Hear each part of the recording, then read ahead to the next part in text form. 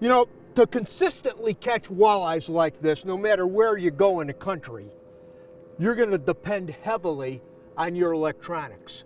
I believe walleye fishermen are more dependent on their electronics and use them and know the features of them much more than most other anglers.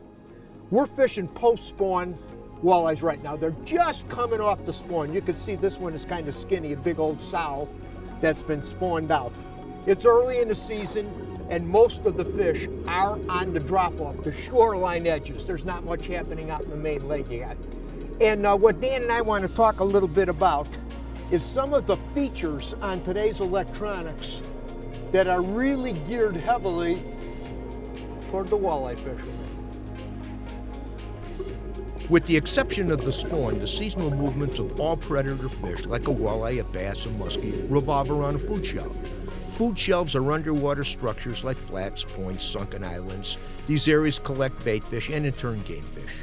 Mapping units like this 1198 speed the process to first find these different types of underwater structures and then duplicate these fish holding patterns. Isolate what type of areas the fish are using. Hey, are they on top of rock piles, the tip of a point, or are they concentrated on weed flats? I use this fish finding logic every time I'm out on the water. Every structure you fish has got a sweet spot. You got a lot of people that fish structure just for structure's sake and don't take the time to find that sweet spot.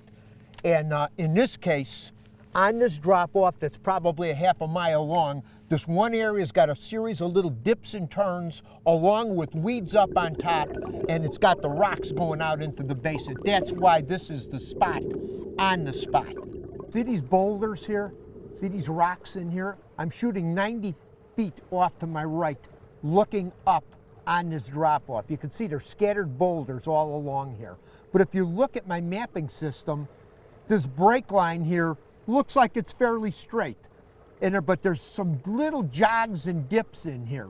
That's what those fish are using. But this section here, for a half a mile long here, this area here for about 150 yards is deadly. This is where the fish are at. Everything kind of looks the same on my unit, but when you come with the side imaging, you see all of the boulders are here, and then there's weeds up on top. It's early in the year and the weeds are just now developing. When you look at structures like this, what you're looking for, the good, better, best areas, the best structures have rock, weeds on it, and little dips and turns in a drop-off. The more a structure has on it as far as rock and weed, the more fish are going to use it more often. And this holds true with walleyes like it does with any fish. So that side imaging unit, when you're running break lines like this, is critical. See, I'm coming out of the rocks right now and it's turning back into sand.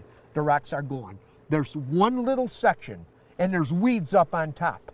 You look for the different habitat on the bottom. The more the structure offers, the more fish you're going to get. It's really that simple.